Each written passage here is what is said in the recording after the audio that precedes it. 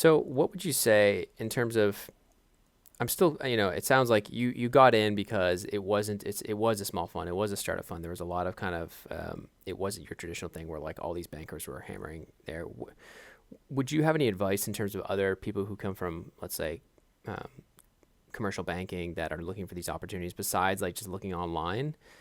Um, can they create Yeah. their own opportunities where just LinkedIn, networking, that type of thing? What would you suggest?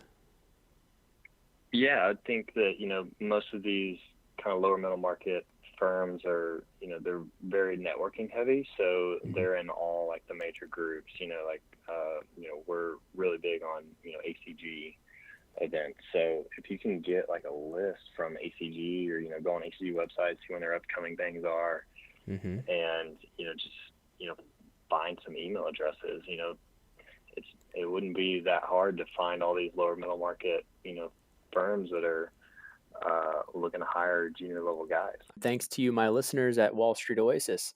If you have any suggestions whatsoever, please don't hesitate to send them my way, Patrick at wallstreetoasis.com.